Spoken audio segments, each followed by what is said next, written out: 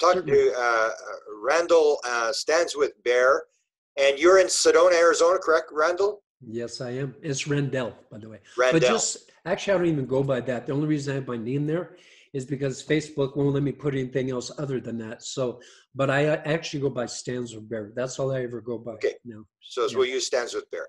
In Ireland. And let's go through that, because I'm in a city here. I live in Winnipeg, Manitoba, Canada, and we have 10%. We refer to Aboriginal, like you use Native, we use Aboriginal, but 10% of the city here is. So what? How does this name thing work? Like in terms of when you get a name like you have, is that chosen at birth, and how does that determine? Actually, I was in a place in my life when, that one place where things are just wrecked and you're just like push everything off of the table and say, you and me, pal, that's it. And that's when magic really starts. When you push away everything and just listen. And so I had a friend that invited me out to Colorado, to Wildwood, Colorado. Okay. And there's a thing called Bear Mountain out there. And she invited me to a sweat lodge. And the elder we did a very powerful sweat, like 4-hour warrior sweat. And there were about 12 of us, and it was 20 stones strong. So if anybody knows anything about sweat, whew, that's a sweat. Wow. But right next to us was a river. So the minute we came out, I just head first, Yeah, yeah. But the next morning I asked him, I said, Grandfather, I'd like to get my ceremonial name and I want to do it the right way. Can you help me out? And he goes, of course. He goes, meet me on the mountain at 4:00. So I made the trek to the mountain, and we began our climb. And about halfway up, he stops and he says, I cannot go any further. Your journey is your own. And I was like, okay. So I kept going. And when I reached the top, it was like this flat area. Okay. And it's really interesting, Grant, because I was like, it's almost like a director was hiding behind the trees going action, because when I got on my knees and I started praying, the birds came out, the sun came, it hit me in the face. It was like, it was a beautiful day. It was like something out of a Disney movie, and I had this really powerful vision. And I ended up going back down, saw the elder, and he looks at me, he goes, you had a vision? I go, yes, I did. And I said, Grandfather, I have to ask you something. He said, yeah, sure, anything. And I said, is it possible for a mountain to give you your name? He smacks my arm. He goes, how do you think we get our names? And I was like, okay, I didn't know. And he goes, what name did she give you? And I said, StandswithBear. And he said, good name. And I had my ceremony that day. So I did it the right way. Got my name. Wow. Yeah. And so how does the whole, like your bio talks about music, which is, of course, I guess maybe where we should start. You and I are both going to be at a conference in Sedona. And let me pull up the screen for people so they sort of know. I'm going to take over the screen here, I hope. Yeah, this is our 4th annual one. We've done 4 of them. Well, this will be the 4th one this year. First time we had Corey Good. The second time was Grandfather Golden Light Eagle. And then, of course, the third one was Elizabeth and David Wilcott. Okay. This year is going to be Randy Kramer, that's with Gaia TV. Okay. So it's a lot of the same people. They're going to be there. We have our standbys with Team Light, myself, my beloved Rion Jerome, Alex Mazzone, and my big sis, Devara Thunderbeat. My brother from another mother, Clifford Mahooty, is going to be there. Oh, yeah, I know Clifford. And, yeah, just a lot of really great people. Some guy named Grant Cameron, I don't know who that is. Yeah. And I'm doing music, and you're doing. Let's go through your presentation. What are you? You're going to do music, I guess, and maybe some wisdom. Well, I'm playing with Thunderbeat. She has her band that she, we jam a song, and normally at all the conferences, I have performed first to kind of set the tone, and then I come out and speak. But this time I'm not going to do that. And what's really interesting, Grant, is people always ask me, how do you get up there and not have a script, not have bullet points, just go? And I just I close my eyes and I just, it's literally the same way I play flute. People ask, how do I play flute so well? I put the flute to my lips and the breath of God comes out. Wow. That's how I play. And so I just close my eyes and I become the conduit. And in native way, we say hollow bone, which can be filled with much, right? So becoming the conduit, whether I do my healings, whatever it is, I'm just that conduit. You know, people are like, oh, you're an amazing healer. No, what comes through me is amazing, but it's just being that conduit. So what I do is and I've been kicking around the planet for a while, about over 10,000 incarnations. So I got a few things under my belt, you know, that I've been doing. So when I get up there this year, I never know what I'm going to speak at or speak about. You know, most people have it ahead of time, and I very rarely do. I don't use a podium. I don't use it. I like to roam at the room when I'm on stage. And I love to be interactive with my audience. I think that's a very important thing, to be interactive with them. But this year is going to be, I have a few things, few tricks up my sleeve I want to talk about. I want to give some people some techniques for healing the planet. I want to talk a little bit about the Mandela Effect and how the timelines are just really starting to intersect with each other. And there's all kinds of information out there about that. And you see it every day around you. And, you know, it's shocking to me to have gone to the Statue of Liberty in 1981, and it was on Ellis Island. That's what I remember, Ellis Island. But if you look up the Statue of Liberty today, Ellis Island is a whole separate island, and they're on a whole different island, right? You know, the Statue of Liberty is right here on a different island. What? It's just mind blowing. I mean, you know, you're a historian. Have you ever heard of the Great Wall of India? I've never heard of the Great Wall of India. But sure enough, if you Google it, it's got pictures from like when it first was built, people having selfies on the wall, and I'm just going, how, what?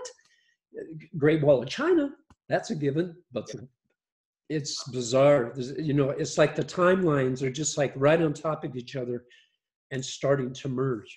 And so highly recommend people start looking up about the Mandela Effect, because it's a very real thing. And so explain to that to people. Like I just had some conversations a couple of days ago about that. So for people that may not understand what the Mandela Effect is, explain to them in sort of in layman's term what we're talking about, because it's kind of a weird concept unless you have seen it. Well, here's one thing I'm going to do to prove the Mandela Effect in real time when I go to the conference. I'm going to ask the audience, how many people, and I want you to raise your hand, how many people remember how many people were in the car in the JFK assassination? Like if I ask you, how many were in the car? I would say 4. 4, exactly. Connolly, the governor, the driver, the president, and his wife. Yeah. It's always been like that. If you go back to the Zapruder films, that's what you see.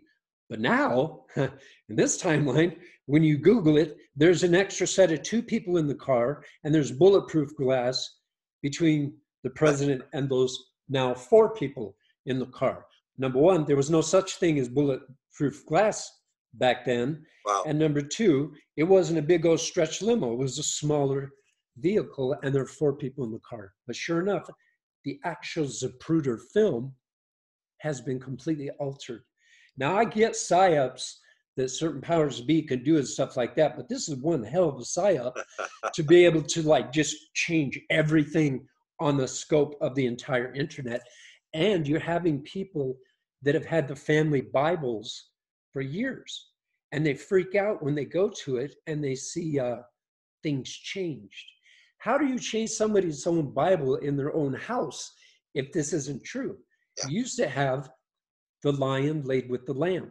I remember that because I was raised Catholic. The lion lay with the lamb. Look in the Bible now, it says the wolf laid with the lamb. Wow. So these things are being altered in our timeline. I just put up on my Facebook 2 different powerful videos by a gentleman named Chris. I hope I say his name right. Anata, I believe his last name is. And the guy's amazing. He's a quantum a businessman, and he put up 2 different videos on it that has a lot of detail that's truly mind-blowing. And I've been hearing about this place called Tartaria. Have you heard of that? No. Tartaria was an empire that was here long, long ago that's been erased from history. It extended all the way from Europe, all the way into Asia. And a lot of those star forts that you hear about that are all over the planet were markers of the territory of Tartaria. And they were military areas that were guarding that specific area. Okay. And all the buildings like Notre Dame, some of the major buildings in Germany, a lot of the colleges, the big, huge structures that you see, that we no longer have the ability to build that, like the history has been lost. The architectural feats have been lost. It's because it was a race of beings that was very highly advanced. So what happened is they were wiped out, and then the other guys just moved in.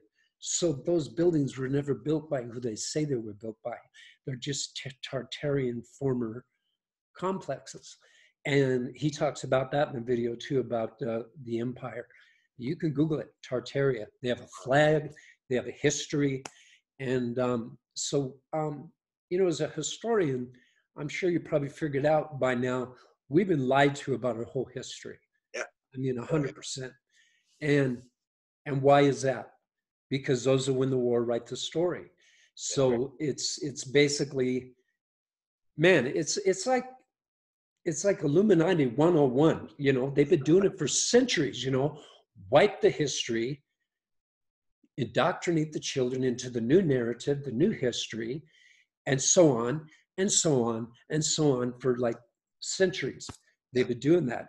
You know, they always have the same playbook. That's why we always kick their collective arses, so to speak, because they use the same damn playbook. They don't deter from it. They're like, horse with blinders. That's all they know. You know, so wow. Now you mentioned the Earth, and my other associate who usually does interviews with me, Sinead, is very connected to Earth, and the natives are very connected to Earth. So can you talk about this time in history and how you see it and why this is so important? Because a lot of people I don't think really catch on. Here's what I remember. I remember that it's actually my book. I wrote a book. It's on Amazon. Apparently, you have to advertise your book to make sales. Well, then let's have the name of it, because I didn't know that either. I'm discovering that. You know, I thought, okay, contracts fulfilled and go. You know, it doesn't work like that, apparently. So the name of the book is called Now is the Time. Okay. And it's by StandswithBear. And it has all the way from Atlantis to extraterrestrial activity and stuff like that. I wrote it like 20 years ago. Wow. And I planned on putting it out, and I kept trying to put it out, And my guides, my star families, no, wait. Like, no, wait. And then just a few years ago, my father Ashtar, I was talking to him, and he said, we want you to put the book out now. I go, oh, now? 20 years later, now you want me to put it out? And he goes, what's the name of the book? And I said, Now is the Time. He's like, so here's what I gathered from that. If that book would have been put out then, it would have been for no purpose, no reason, because the collective consciousness was not ready for that as a whole. Yeah. It had to go for so many years, because universal spectrum is about timing. It's all about timing, 100% specific. And so that's why it was supposed to come out when it came out. And so it's called StandswithBear, Now is the Time. My beloved's beautiful artwork is all through it. It's all full color. Wow. And you can get it on Kindle for like $8. So wow. It's a pretty good deal. I'm going to check it out, because I mean, I've seen the artwork that your better half is doing, and it's like spectacular. Now, how does it tie into the Earth? Is there a message that we need to listen to? Well, let me explain the dynamic of when I created the book, okay? I grew up in Flag, not that far from here. And, you know, so I've been coming here my whole life. And back and forth, they keep bringing me back here. I'd leave, go to California, Hawaii, but I ended up coming back here over and over and over until finally I'm staying. You know, Lightstar, my beloved, and I, we look at this place as a college. And we're deciding, you know, we've now graduated that college. Are we going to be the professors that have tenure here? Or are we going to move on and teach out in the rest of the world? And I guess Sedona still wants us here, so we're still here. Because this place is very magical, Grant. Oh yeah. I've seen this place spin cycle people out like that.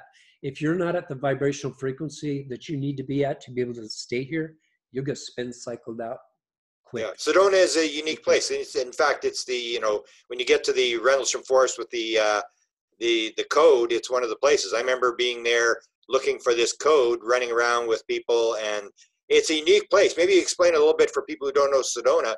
I mean, it is like a really, almost a mystical place that's set up for this kind of stuff. It's like, everybody's doing this kind of stuff. It's like almost like a consciousness place where people are at a different level. It's a different place. There's collectively more starborn than there is any place in the world. That's why this is called the City of Light. This is literally the place of the gathering.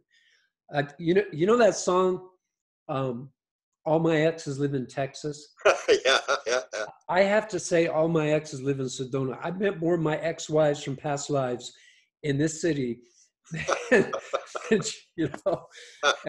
woo, yeah, it's crazy. You meet lots of friends here that you've known for a long time. But I'm gonna talk more about Sedona. But right now I'm gonna digress to the original question about with the native coming here and stuff like that.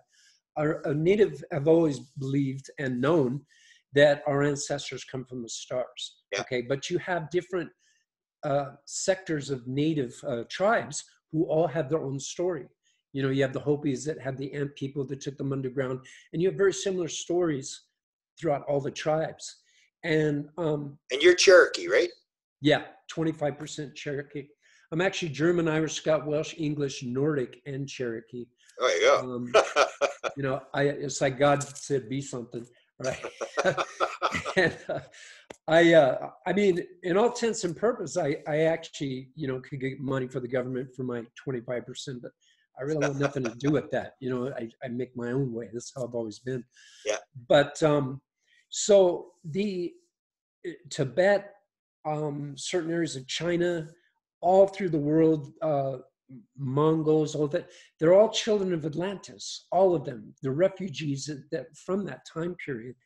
And what I remember, because I remember being Atlantis, I was a geneticist, and I was also one of the ones that helped to program the record keeper crystals. Okay, you know what those are, right? Wow, yeah. You talk to me about, well, you got to talk about crystals, because I follow crystal stuff. I mean, me too. So are crystals used to store energy, or not energy, but information?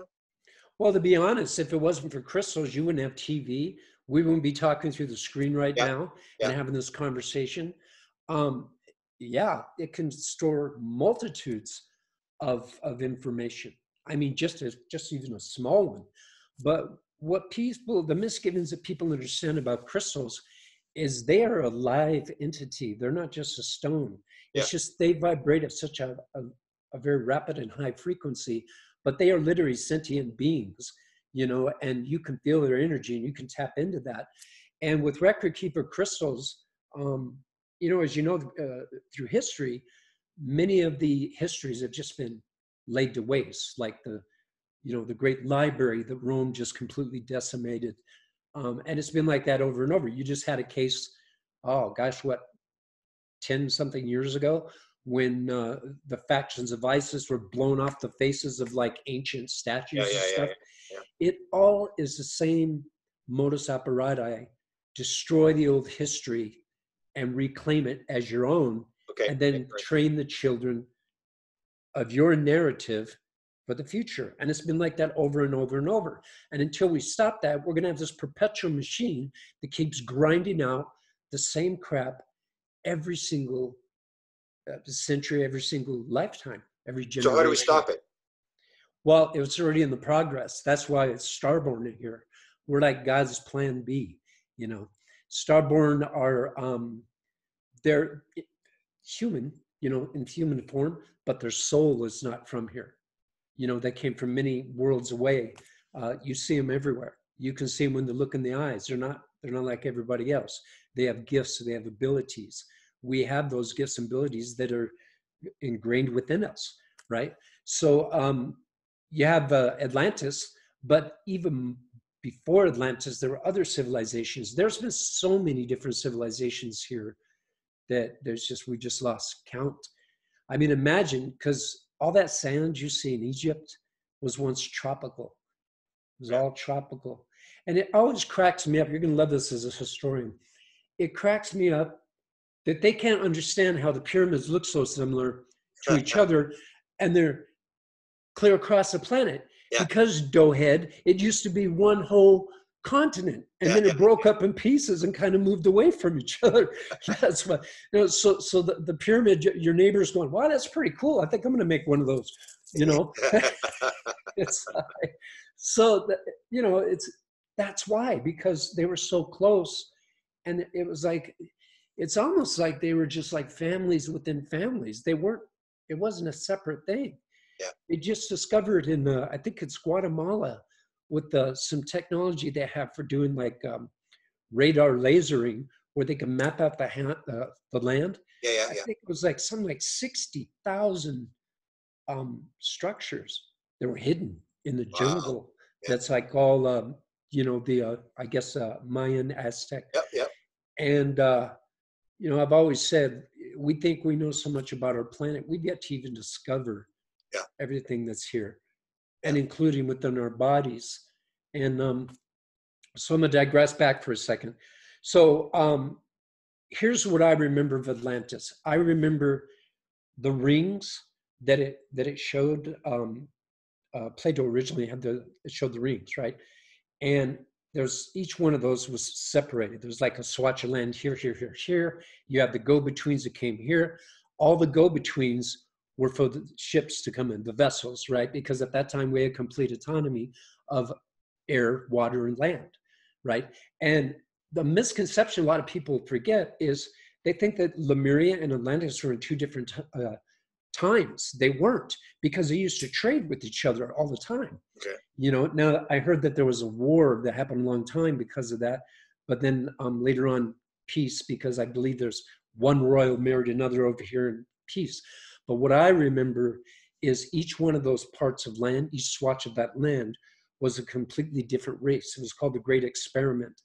And it was Pleiadian, Vegan, Syrian, Arcturian, like all these different races that were exchanging knowledge and wisdom and technology, art, philosophy. It was like this huge experiment to live under basically the same tent. And from what my father Ashtar explained to me, this was the precursor to what is called the Galactic Federation. And I've had a lot of people tell me I'm cuckoo for Cocoa Puffs, but you know what? You can't take another's experiences away from them. Yeah, that's right. Each one has their own unique experiences, and each one has their own unique tell. And shame on you if you put them down for their own experiences. Because I see so many people blue in the face screaming at others going, this is real, I'm not crazy, this happened to me, and they're like, yeah, okay, smoke another one. How can you? Even so who are you being guided by? Who are your sort of higher people that are guiding you? I'm one of the commanders with the Ashtar Command, and don't really care if anybody believes it or not. But if it's benefiting your life and it's helping you, see, the way I look at it, if you're doing things that are not correct, the universe will show you that, and things will fall apart. But if things are going in a smooth motion, that means you're on the right path. Like deja vu is simply markers. It's a gift, truly. When you get deja vu, that's a marker for you to remind you, okay, this is the right path. Here's the marker for you. Go and you have it again, there's a marker. Because you're like, I've seen this before. Yes, you have. It's a marker for you to remember and embed it into you so that you can see that you are on the right path. I've got a lot of synchronicities. You have the synchronicities as well? Absolutely. A lot of synchronicities. I think the books that really changed my life, number one was Brad Steiger, Star People. Back when you were an original OG and you did all that. Brad and Sherry Steiger, Star People. That changed my life. When I read that book, everything in my life made sense, because up to that point, it made no sense whatsoever. And that little questionnaire, I checkmarked every single one of them. Oh, wow. I remember the questionnaire, Yeah, and so that was one thing. And then when Celestine Prophecy came out by James Redfield, mind blowing. You know, newsflash, I don't think it was a story. I think it really happened.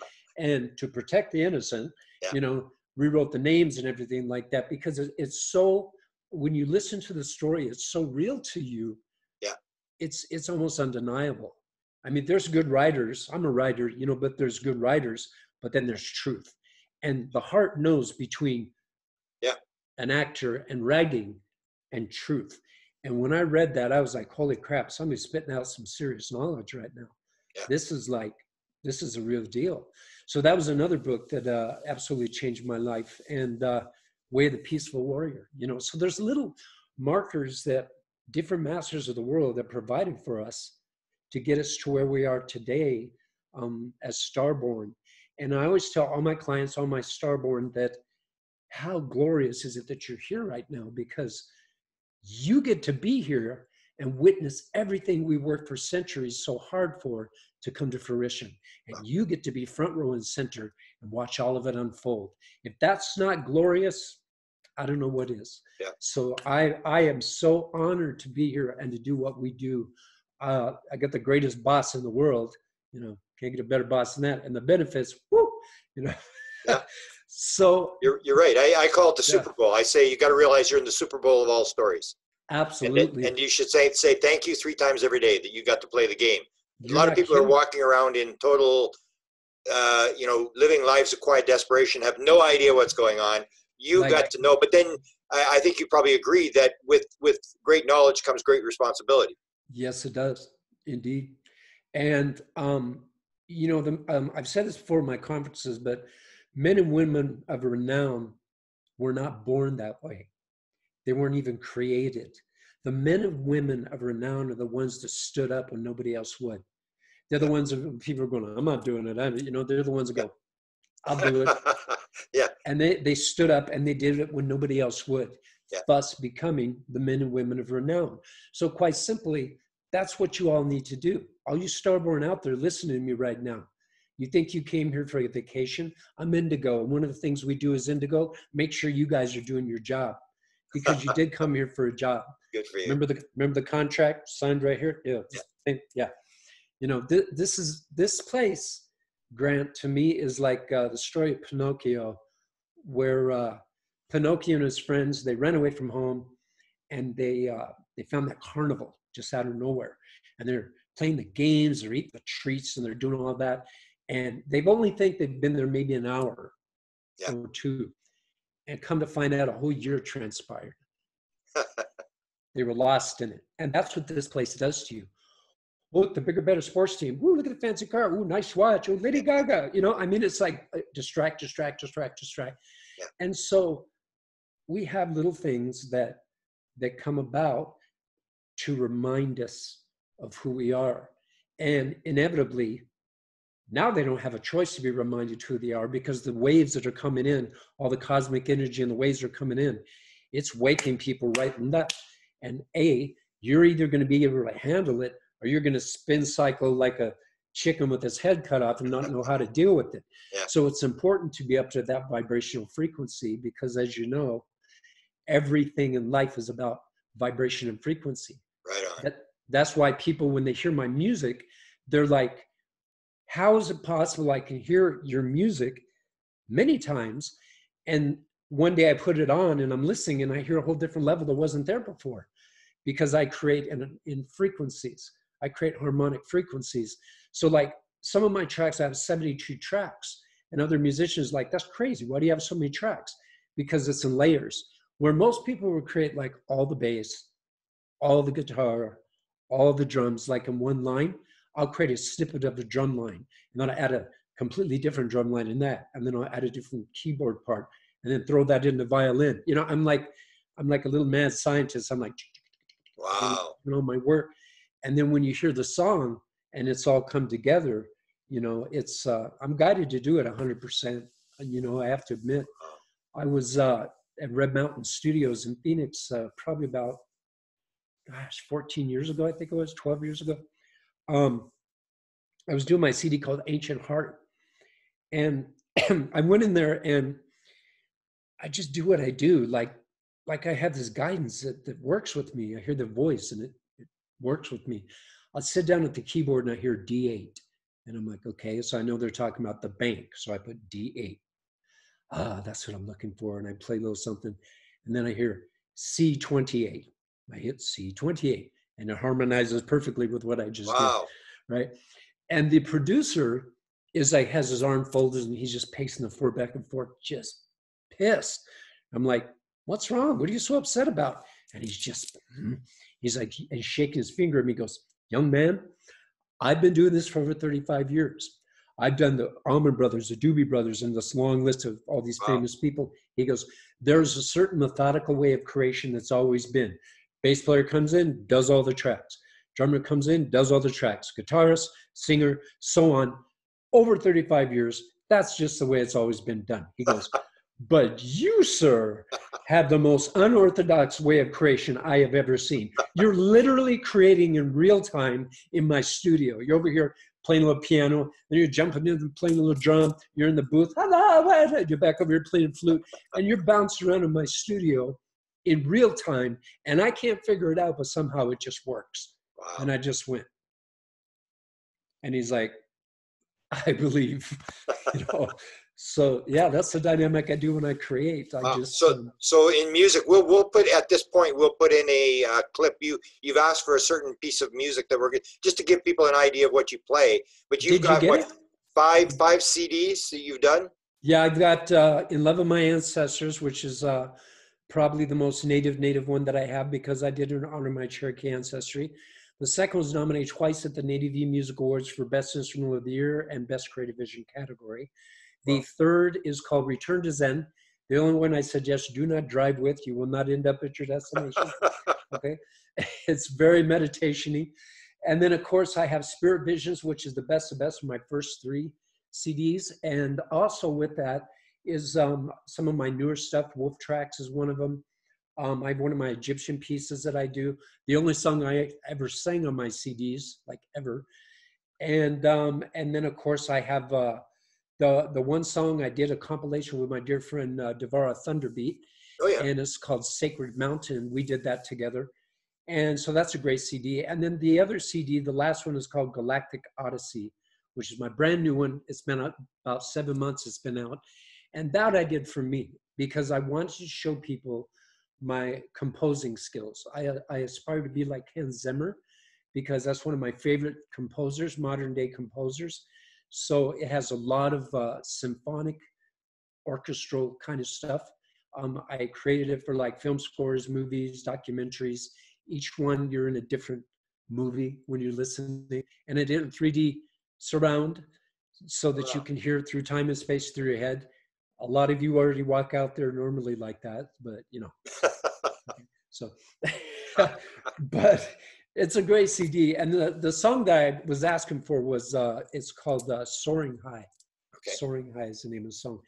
So she did get the songs I sent her then?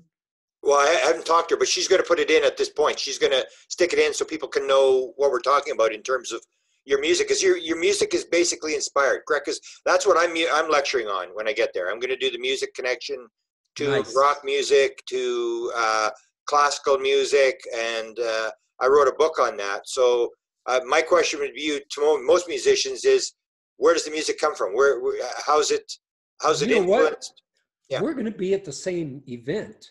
Yeah. Maybe you can drive me on stage and I can, talk with you about some of that, because before I did any of this, before any of this was on my radar, I was a lead vocalist in several rock bands back in the day, playing in several different bands, opening for the likes of Molly Hatchet, the Romantics, people like that, in several different bands I played in. So I was always a rock musician. That was my go-to my whole life. But God had another plan, apparently. And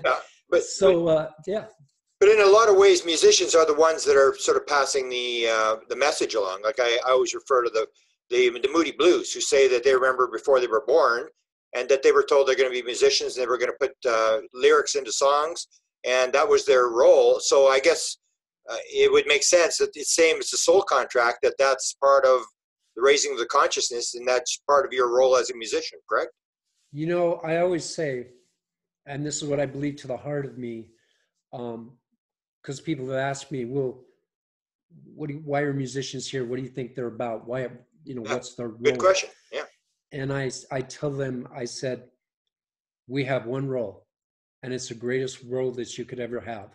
And that role is, we as musicians take on all of the pain and suffering of the world within ourselves, Wow. and we transmute it within ourselves, and we create something beautiful out of it so that you all can live your life, and so you can survive here because you have that beautiful music that soothes you. So we take in all the pain of the world and we transmute it into something beautiful. That's what we do. Beautiful. Out of chaos, we create beauty. We're very good at that, and that's what we do. And we all have a poetic heart. You have to be able to write those lyrics, Yeah. We have a poetic heart, and music is an etheric thing. It is something that has been here from time immortal. And I think more of that song is coming. Even Mother Gaia has her own songs. You hear them every day through the wind, through the beautiful birds you hear, through the beautiful brook that's running through a mountainside. That's their song. Wow. And they sing in harmony together and create an amazing song as well. So each one of us musicians, our job is to take that chaos and turn it into beauty. A lot of them out there like to take beauty and turn it into chaos, but I guess apparently they're doing well with that. I don't know. But most You're of us, fourth generation, right? You're fourth generation musician. yeah, it's interesting because my father, his name is Jody Welsh, and my father is a country western musician. Wow. And he's played with like Porter Wagner, Buck Owens. He knew Dolly before Dolly. Yeah. And there used to be a show on TV called Hee Haw. I don't know if you remember that. Oh, yeah. Oh, sure.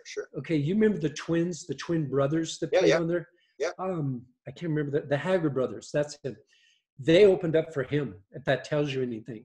Wow. And then my pop, before he did country, he had one of those little doo-wop bands, you like boom, boom, boom, boom, doo-wop, the big, Oh, yeah. the big Elvis Buffon here, and he had all of that, and they're called the Impacts, and they made quite a ruckus back then, But he's been a musician his whole life. He plays about 12 different instruments. Wow. The 12th being Native American flute, because I inspired him to play native flute. He's getting pretty good. I'm starting to get some competition now. I'm getting a little worried. But my pop is 80 years old now, still has a band.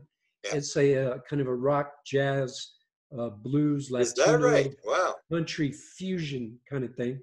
I think it's because the younger kids he plays with, he caters to what they want to play. Yeah. My stepmom plays bass for the band.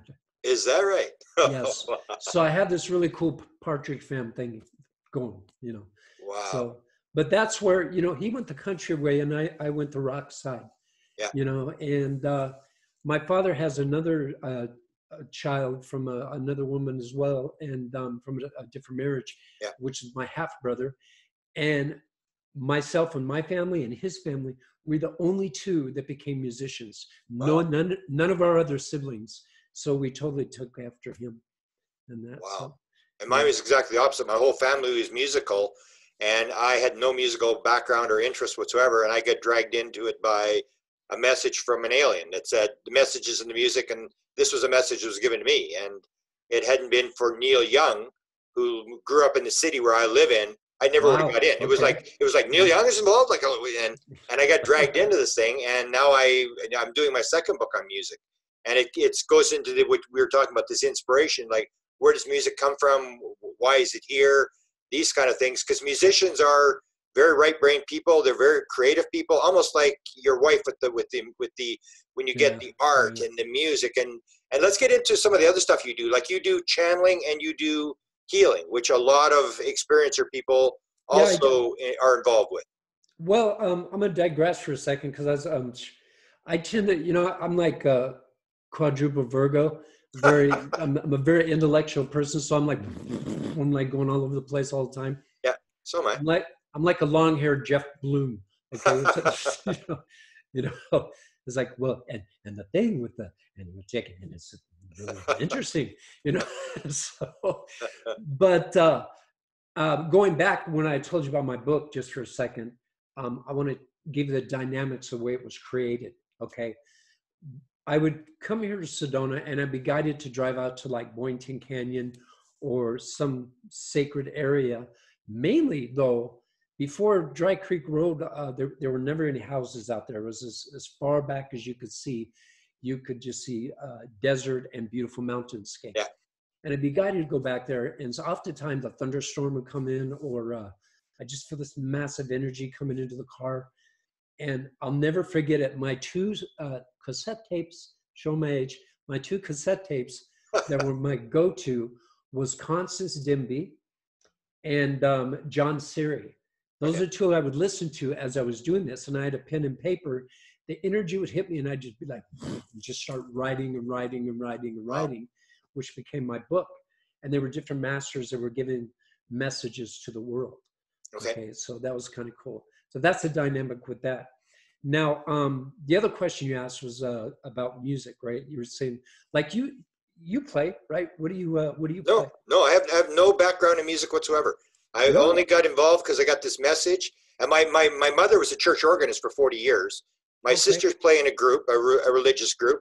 My father built theater organs, totally, and I had no background in music. That's why when I first got the message, that it was called a group called the Guardians, and the Guardians have a message for you. The message is in the music.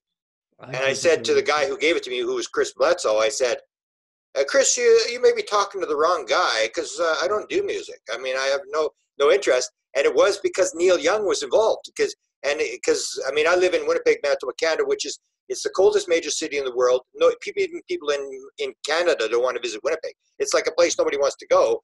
And that's one of the things we're famous for, is Neil Young grew up here. And so when that came, I go, he was involved in this UFO thing with music.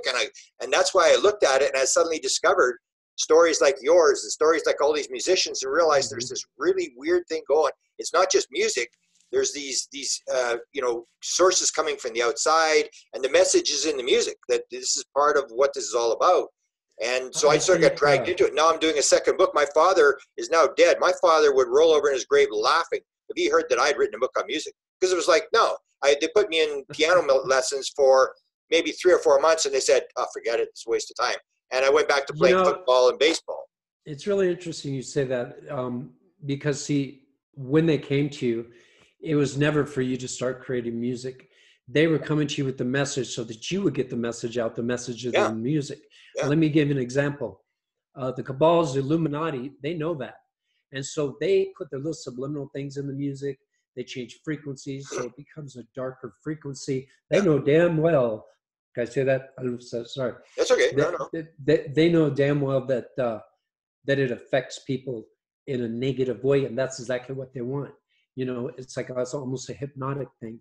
Why do you think they have all the lights and the dancing and everything? Because, you're just like mesmerized. But as you're mesmerized with this, they're throwing out all kinds of little devil symbols and stuff that you don't see, because you see everything else like this. Yeah. But your subconscious catches every single bit of what it sees, and then it gets ingrained in them. So the message being in the music is same too with those of the light, same too with those that are doing it for the right reasons. And it comes through our voice as well, in the intonations, and the way we say things, and the way we speak, and the way we look at the audience when we're playing. There's many, many things that go with that. And the really incredible thing to me that shows on a planetary level how much everything is evolving to a higher plane is the fact that all these musicians that have had extraterrestrial contact, that have had those angelic things happen to them, are now coming out. Yeah. And they're now bringing it not only to their music, but they're speaking about it. Yeah. Before it was taboo, before they wouldn't, and now they're coming out of the galactic closet, so to speak. And now they're starting to talk about it and be more forthcoming. Whereas before they weren't. They were just very, I'm not going to say nothing because I have a contract. I'm not, So now it's like, damn the torpedoes. Because we absolutely, right now in this timeline, we're in a war of souls, and people need to realize that. That's a real and valid thing, called demonics, whatever, you have family that was around church. And that's a very real thing. But see, here's the thing, the theory that I have. What makes it very real, and all the cabal, they know that. That's why they throw things at TV at you. They understand the power that is wielded in groups of people and the consciousness of the groups of people. So if you have all these people thinking one thing, thinking, oh, this is going to happen, and they're all thinking it at the same time, it may have never happened, but because they introduce that into the consciousness of the energy, it manifests out of thin air. Yeah. And we do that all the time. We manifest. You see what's going on now with this coronavirus thing. I'm not worried about the virus because he that is in me is greater than is he that's in the world. But what I am concerned about are the sheep that start stampeding. Okay. Yeah. And I don't mean to call them sheep because I love my people, but when you start acting like that, you are that. Okay. Don't be blinded by that. You know, there's because, and it doesn't help when you have the mockingbird media coming out and perpetuating that and making it even more grandeur. I mean, do you think the Black Plague was coming or something? And just, yeah, you're right. Yeah. And it's not even nothing like that. I mean, it's like Y2K out there. Go to the store, shelves are empty. Like the zombie apocalypse has now arrived. Yeah, yeah. You know, and it's because of fear. And the one thing that the dark feeds on is fear. Fear. So there are many tools in their chest that they utilize against us, but there are also many more tools in our chest that we use to counteract that. We're very good at counteracting things. And we're using love, right? And the love is 100%. That's like the main thing. You know, there's no greater deed on this planet than to be in service of others, period. Yeah. Period. That's why I do what I do. And so are you optimistic about the battle that's taking place? Are you optimistic that we can win this? I think we've already won. They've already lost. They just don't know it. That's what I think.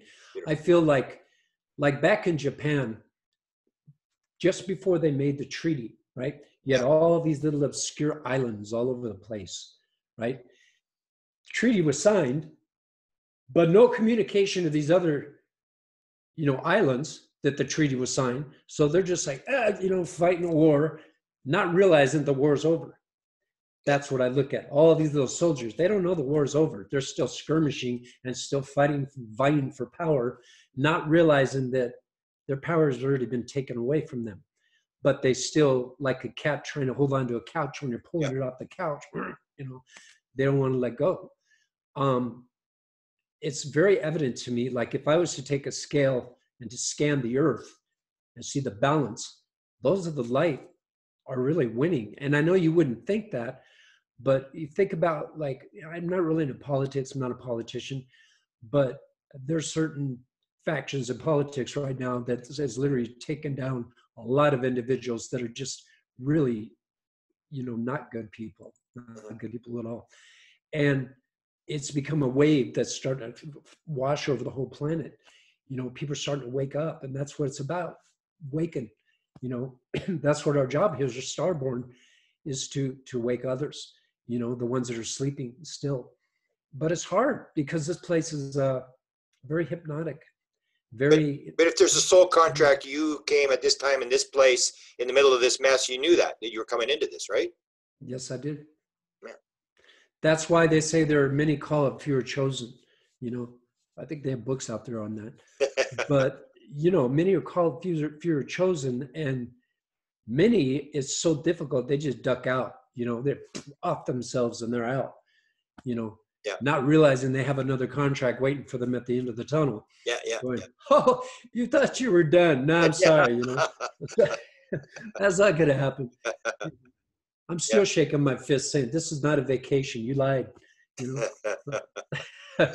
But you know what? I'm really, truly honored to be here. Just as much as any knight would be honored to do a duty, I'm honored to do what I'm here to do. And I feel really blessed to be able to do what I do. You know, literally what you think is your life and what the Creator says is your life are two totally different things. And so many people run around trying to figure out what's the secret of the universe, why are we here, what's going on. It's really simple. The secret of the universe is follow your bliss. If you follow your bliss, you're following your heart. If you follow your heart, you're following what Creator wants for you. Simple as that. You can't get any more simple than that. I'm glad you said that. You're one of the few people I've talked to who actually, I thought I was one of the few people that sort of figured that out. Well, Bashar, the channeler, says you follow your highest excitement, and people don't really realize this manifestation thing is how to actually guide your life and to do this. Where, as you say, you're sort of chasing the toys and you're the illusion. Absolutely. And I'm really proud to talk to you in terms of that you understand this basic principle of how it works. Well, I've been here a while, and I've learned a few of the ropes and the ins and outs and stuff like that. And the one commonality I think, Grant, that's happened with all of us, every single starborn that's woke, is no different than a superhero, no different than Neo from the Matrix. The same common denominator: trauma. Every single one of us went through trauma in our life. And we took that trauma and we ingested that trauma, and it made us stronger. And it also woke that little X-Man gene inside of us. That trauma is what wakens you to of who you truly are.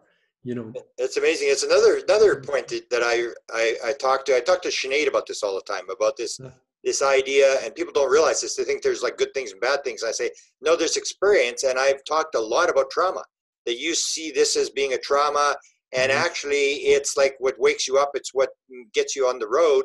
And there's always this trauma thing. And when you look at it a completely different way than most people do, they say, no, I want all the good stuff. But when you got the good stuff, your ego is going, I'm so cool, and you're not learning anything.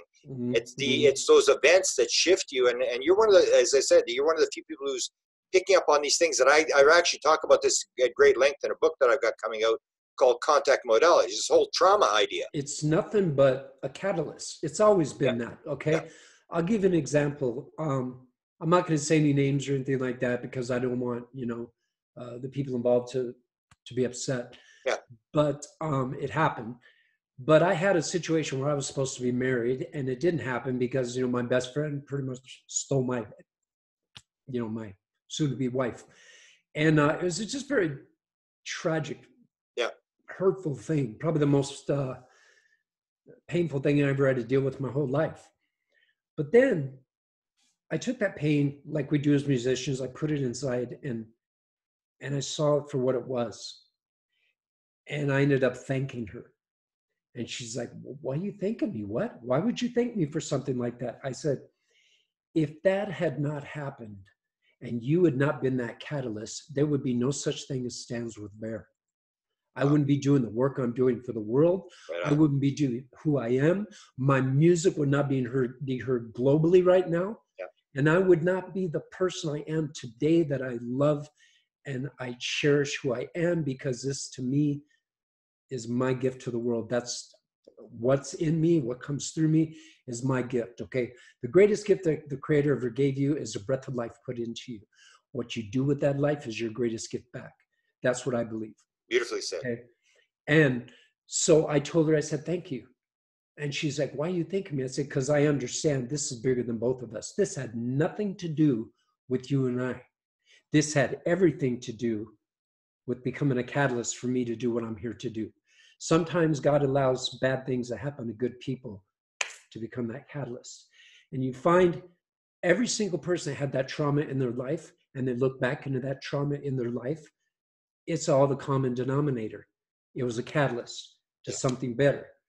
If you have friends that fall away from you, so be it. That means a whole bunch more are ready to come. It's because your vibrational frequency has gotten to the point where they just don't gel with you anymore. Yeah. That's why you see so many people in relationships are sure they're even keel. Everything's awesome. The sex is great. The camaraderie, the linkage between them is great. But then one person gets woke, and then they begin to raise their vibrational frequency.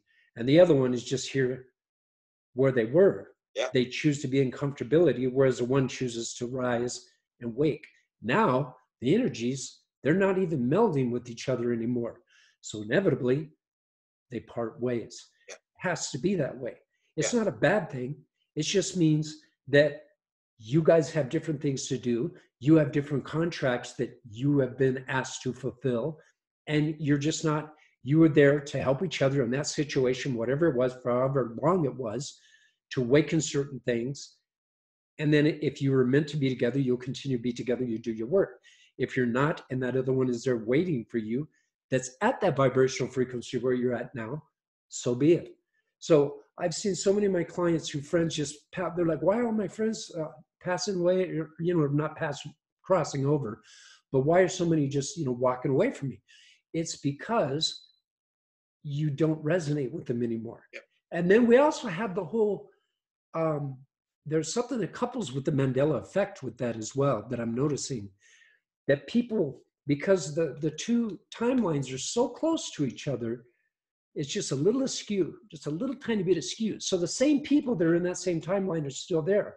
So now the friends that have been your friends for 20 years and all of a sudden walk away, it's because they're not the same friends you had in the other timeline.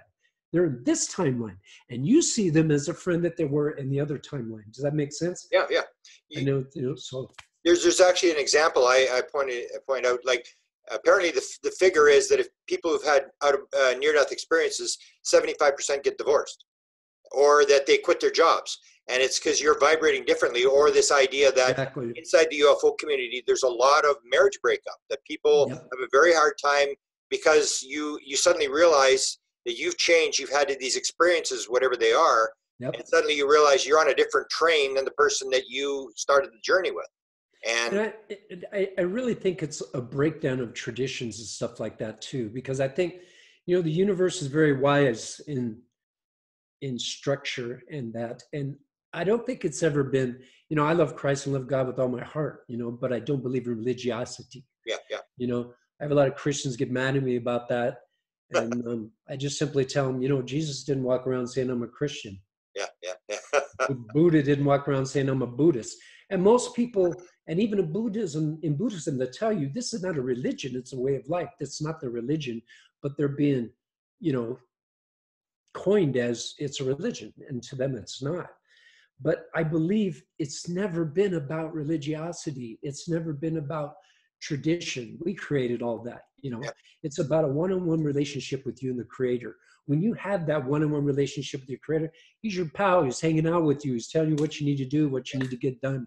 And you don't have all this other rhetoric binding you to your purpose, Beautiful. So I'm probably going to get a lot of flack from your people. No. People have heard me say this. You non-Christian, what it is.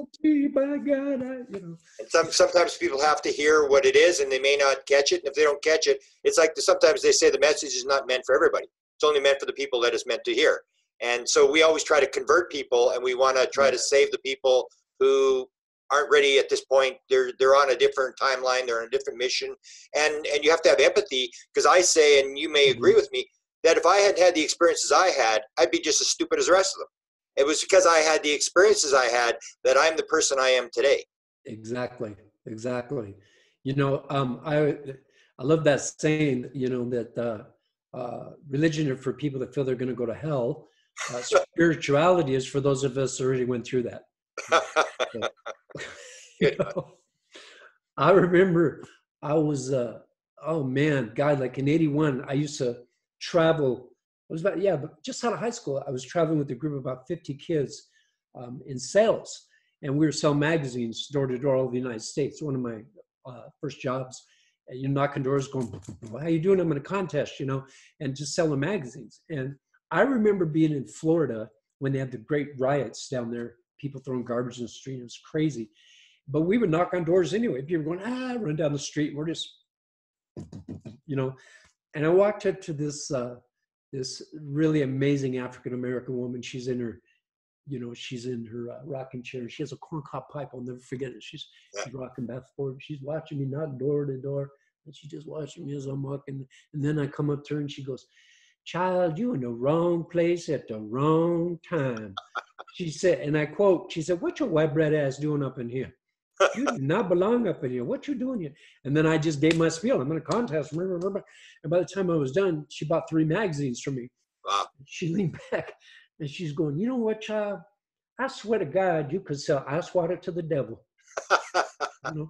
So I'll never forget that. It's little things like that in your life that are markers that make you realize there's more to you than you realize.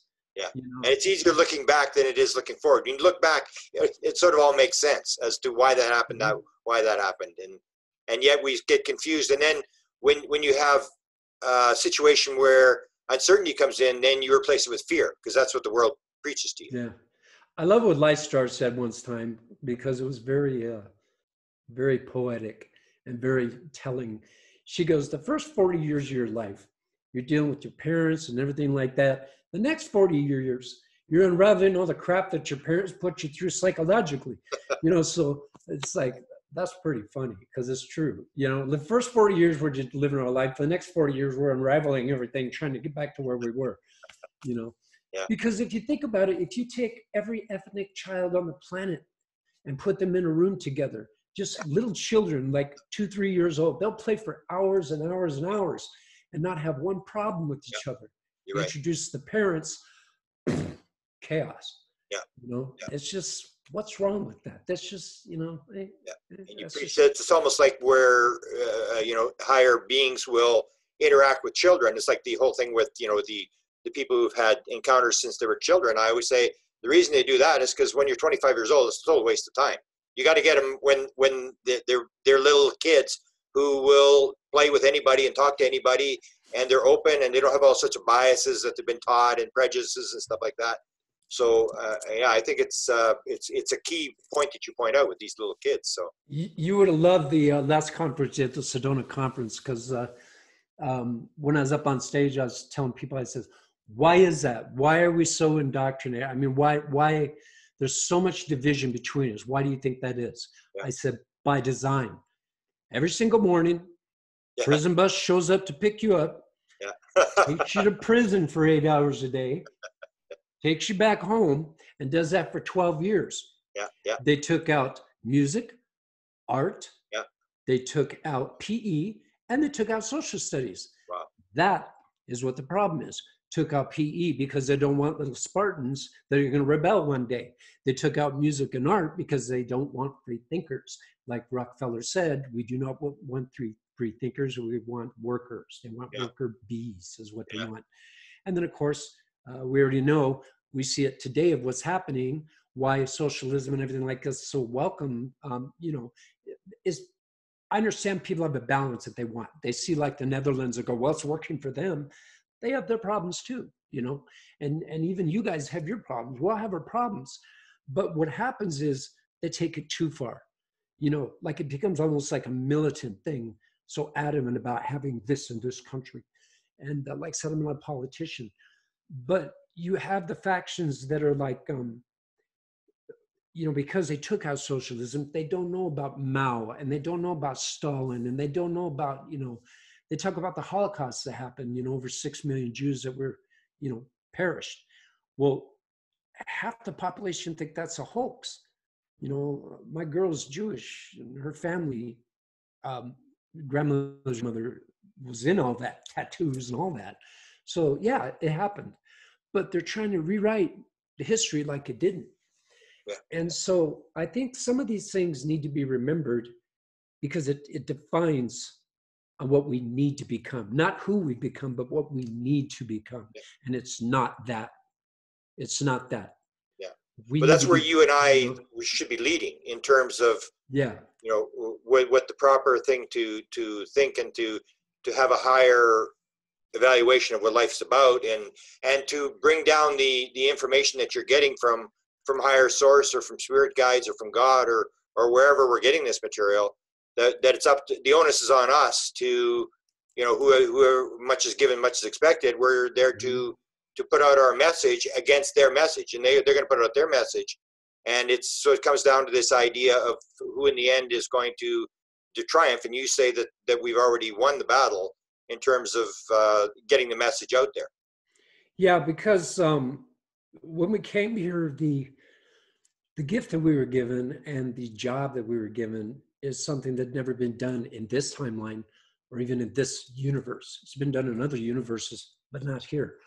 And that is to take an entire planet, an entire species, and raise up the vibrational frequency to such a point where it becomes part of the rest of the intergalactic entire federation. And there is that. it does exist. You know, one of my dear friends, Alice, her best friend was Gene Roddenberry's niece. Okay. And I met her with her dog on the beach. We went and visited her in California. And I'm like, opportunity. So I asked her, I go, did your Uncle Gene ever tell you how he got his shows, the ideas? And she said, yeah. He said he would go to sleep at night, had a journal by his bed, and he would have all these dreams and he would jot them down and it became the show. So literally, the Galactics were showing him the chronological history of what's going on out there. Granted, it was, you know, Hollywoodized and embellished upon, but the gist of the stories of the Galactics of what went on up there. And why I believe that, look at what that show did to the world. Look at the people that it created in the world, rocket scientists, engineers.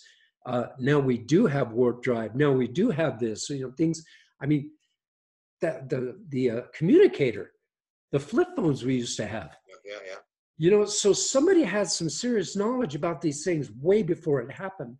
So people need to understand religiosity teaches you that we're it. There's nothing else out there, just us. In my religion, getting, you know, I'm a recovered Catholic, by the way.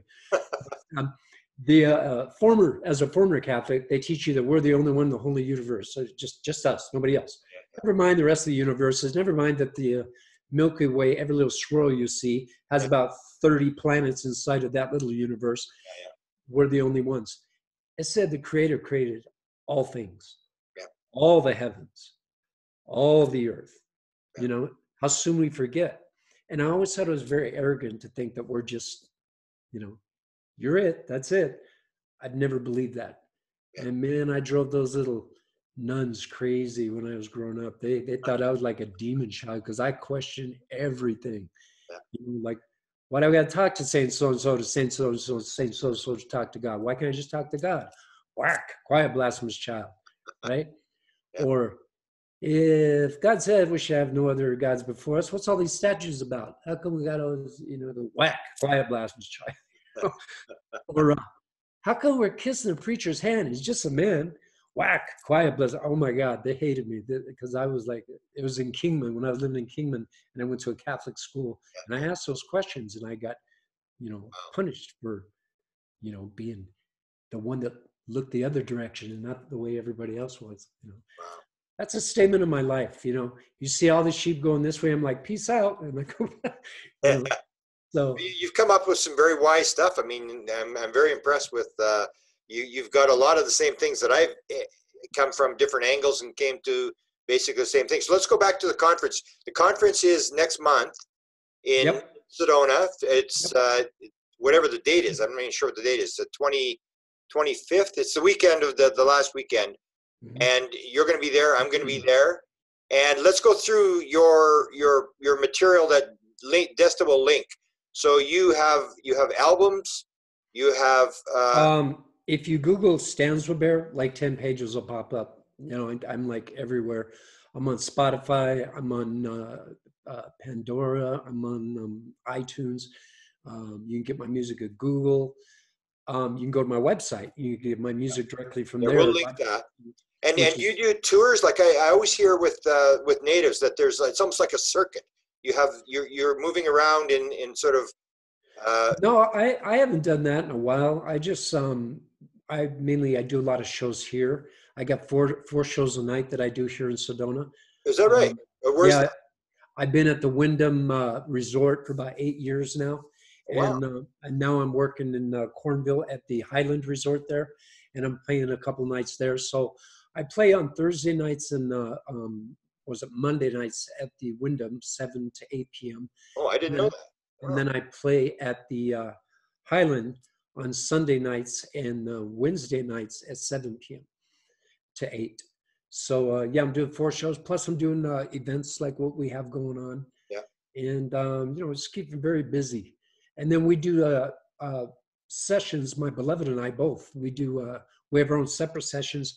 And we have our ACT session, which is called Activational Co-Creation Therapy. And so we do it, we kind of like tag team. And so it's like you get both of us at the same time sharing our wisdom and what we do. I do techniques of healing that I don't think I've heard anybody ever do. But I didn't learn it from a book. I didn't learn it from people here. I learned it directly from my star family. They've Wow. been training me since I was a kid. They take me out in the astral. And it's called holographic DNA restructurization is what I do. And I literally pull out the energy and see the holographic image of the DNA spiraling in front of me, realign, reconnect, take away the debris. And when you infuse it back into the body, that person's life changes in amazing ways. Because you think about just like a car that collects oil and Yeah. you collect, after it runs for so long, Yeah. debris, and that debris begins to clog everything and screw up your car, right? It's no different than going through many past lives. You collect debris all along the way in every single one of those lives. So what I help do is get rid of all that debris, because that's first and foremost, because I have a galactic awakening package that I do. And the first thing I do is help clear the debris of those past lives. So then we can move forward, because I can't go anywhere if that debris is still holding you back, Yeah. you know? Yeah. Yeah. And so once we clear that debris, get rid of all that crap that no longer serves you, now you're clean slate. And I use the liquid gold light in a lot of my healing, which is the most powerful light in the universe, by the way, because it's known as creator light. It's wicked powerful. It's just the liquid gold light energy. And you can visualize pouring into your body, visualize it coming into you, but then it doesn't become liquid anymore. It just becomes pure light, and it starts infuses through your whole body. It's a process that I go through with people. So I do a few things. Yeah. Wow. Do you do that in person, or do you do that? Can you do that remotely? I've done it in person. Mostly I do it like via Skype internationally. I do it worldwide. And I've done things also releasing. One thing that's real important is to release contracts that no longer serve you. Because if you can look at the body, it has like hundreds of tentacles to it. Each one of those tentacles has like a past life contract, situation, scenario, event, negative entities or beings that have attached themselves to you that you're unaware of. And I clear all those cords away from you. They fall away from you. And the really cool thing is, as each cord dissipates, it returns to you what once was yours. So literally in native way, we call it reclaiming your power. So that's not a native technique that I know of. I'm pretty sure our star family's native way did that. But it all goes back out of the shamanism, where they're using the sage to clear you. It's kind of like that. The sage becomes an energy that clears you also.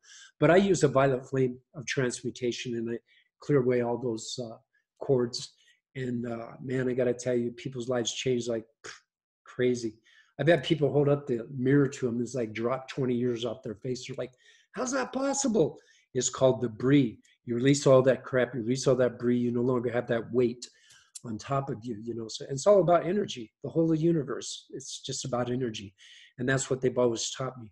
Like you and I, we could exchange energy between each other, and you would feel that energy, because energy has no boundary. Yeah. It moves Right. beyond time and space, right? Yeah. Yeah. I've suddenly started to learn that thing where, you pick up on people's energy and you can feed off it. I'm going to be interviewing your wife, Light Star. Light start, yeah. You and her must have one heck of a conversations, because I mean, she's pretty You advanced. know, our whole house, including her artwork, is like everywhere. And this is a magical little place. We got we got elven, fairy, dragon, gnomes. I mean, this place is just, our house is just very little magical place. And we love living in that. And, some populace out there would say living in the dream world. No, I say live in the dream. Yeah. Wow. Wow. Wow. And we have a really good time together. And we love doing what we do. We love, we're truly honored to do what we are here to do and being given the gift that we do. It's really nice when you don't have somebody lording over you, and you just have a really great boss, and you're your own entity, and you're doing your own work, and you're doing the creator's work. And that to me, there's nothing like it. I worked in corporate for years, been there, done that, got the shirt, burn it, not doing that anymore. But again, those are stepping stones. From the get-go, every single thing we do is a stepping stone to become the highest version of ourselves. And that's why I always say that's what I do for a living. I create Jedi and superheroes. I teach people how to circumvent the matrix and live the best life they deserve, you know, and it's all through energy. So they do the work with me through energy. They do the work with her. She speaks like 20 different galactic languages. She blows my mind every day. Yeah. Like, I've never met her, and she already blows my mind. When I was reading her stuff, I was like, whoa, it's like, I gotta, I was asked to interview you, but then when I picked her up, I go like, oh, I can't miss this one. It's like, you know, I'm honored to have met you, and I've learned a lot from you tonight, and hopefully we can get together and spend some time in Sedona. And, definitely. Some more, and I'm gonna have to have you on again because I know my partner's gonna want to talk to you as well now because she's awesome. very into this kind of stuff as well. So we'll do another session with you, and I want to really thank you for being on, and I'm really honored that you brought the wisdom that you've got. I'm very, very impressed with what you've been telling me. Well, brother, it's been a real honor to speak with you. I really appreciate you asking me to come on board. Never did I ever say on my radar that I'd have one of the original OGs in this entire, I don't really like calling it New Age, but let's just say this glorious movement towards a more beautiful world. And I just want to interject something real quick too, if I can, Grant. Sure. I want people to understand that are in this, that are doing this work, to understand the magnitude of what you are and what you're doing. Okay. Number one, you're here in this timeline. You're here right now, and you get to witness everything that we've worked so hard to do. But here's the thing. There's no greater sacrifice than creating a utopic society. Well, we always make up words too, by the way, as Starborn. You ever do that? I like make up words like utopic. That should be a word. That's right. Like validify, validated, identified. New world language, yeah. So, you know, the greatest sacrifice that you all are making, and I'm talking to your audience right now and all those beautiful Starborn that are listening, I want you to remember the sacrifice you're making, and that is the utopia that we're creating right now isn't even for us. It's for a future stance. We are creating the bed and the new world for them. So you see the great sacrifice you're doing is beyond measure and beyond words. Honor that. You were chosen for that. And one day there'll be great parades in the street honoring what you have accomplished here. Exactly. So smarten up. Be in the world. What I've said. Of the world. You're stronger than you know. Every single one of you are stronger than you know. Never let another one take from you your light. You're much too powerful for that. Beautiful. I'm honored to be on the path with you. And whatever I can do to get your message out, I will do it. I'm very honored to have met you. Namaste. You too, brother. Namaste. Thanks again so much. Beautiful.